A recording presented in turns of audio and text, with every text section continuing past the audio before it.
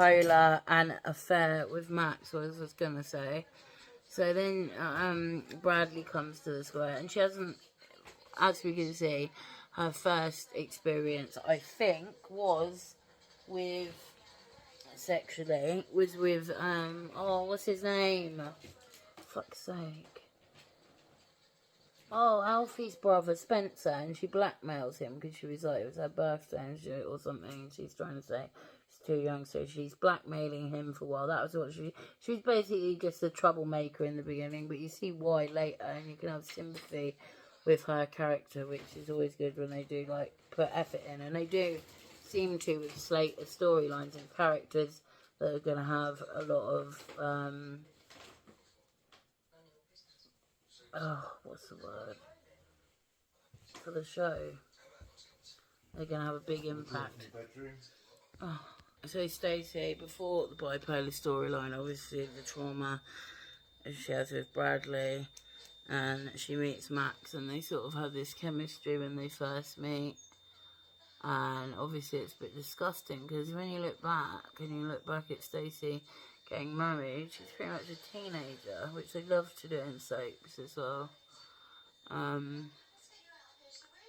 The reason one eyebrow looks a bit different as well, guys, is because I said in my previous video, prick stick to make your eyebrows go like soap eyebrows, and it washes off really easy as well, which is good.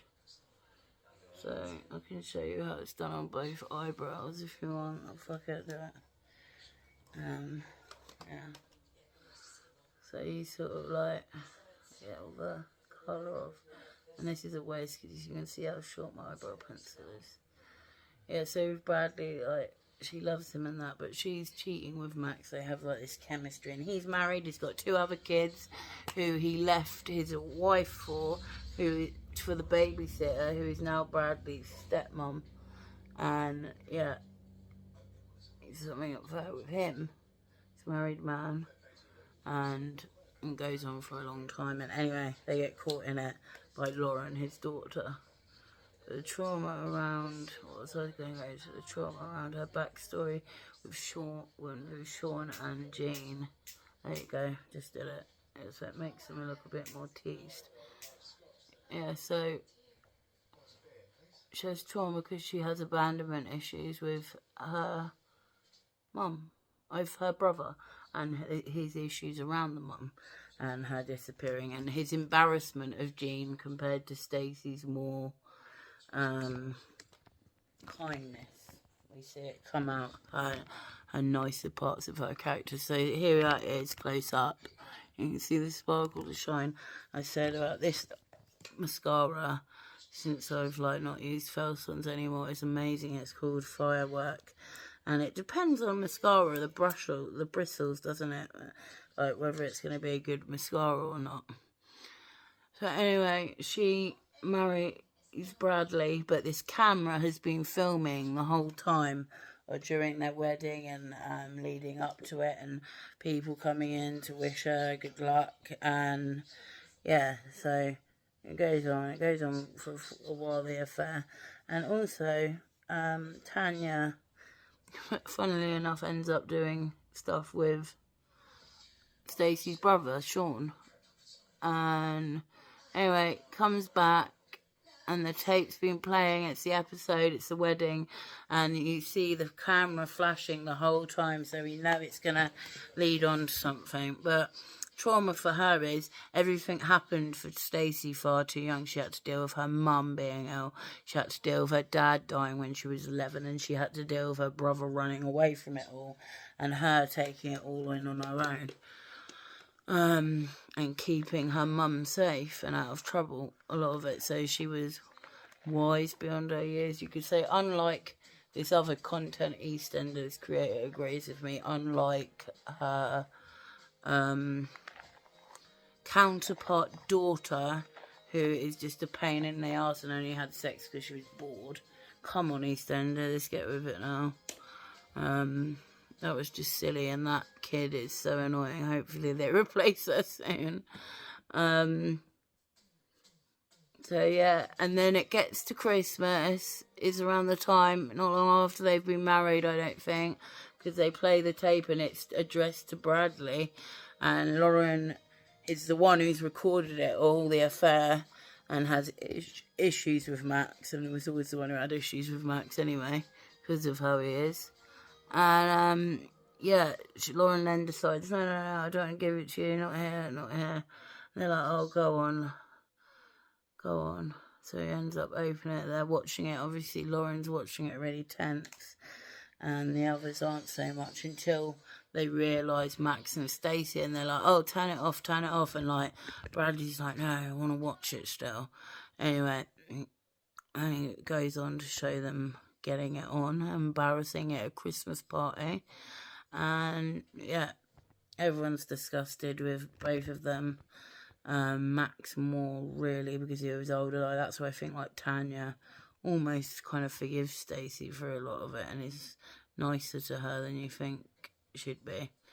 Because at this point, she hasn't even gone through her breakdown of bipolar, which is, this is all leading up to her, I feel, being married so young. It's so long ago since I watched those parts, but yeah, she's got the trauma from getting married so young and then having kids quite young, and the whole love triangle. Anyway, let's go back to this. She has this with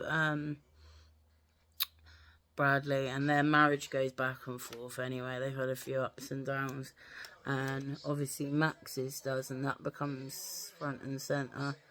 And yeah, so comes out and causes loads of trouble. People lose respect for each of them. Not that anyone had it much for Max in the beginning, but even more so. And yeah, a few time goes by a bit, and Stacey. Then time goes past, and Archie, who is Peggy's husband, brother of her first husband, who's very controlling with Peggy and what she wears, which I thought was so funny because Pat said, oh, when you went through your Margaret Thatcher phase with Archie, and seriously, it's funny when you see what she's wearing at that time. She has a breakdown, she starts to lose the plot, she has night sweats, spending loads of money. This was caused slowly building up to the death of a friend she made, Danielle, who came down from Birmingham, and they became close. She worked on her still. She was like her new Ruby, kind of. They were best friends and did everything. But Stacey, this is where I saw the early signs of like Stacey's bipolar, because the guy that Danielle really fancied Stacey, and Stacey even then went behind her friend's back and did things with this guy, who was someone on the squire's son. I can't remember, he lived with Minty and Gary for a bit. See, I thought the bipolar thing happened after Bradley, but some of it does, I think, maybe. And anyway, so yeah, she's starting to go a bit crazy around this time. She'd been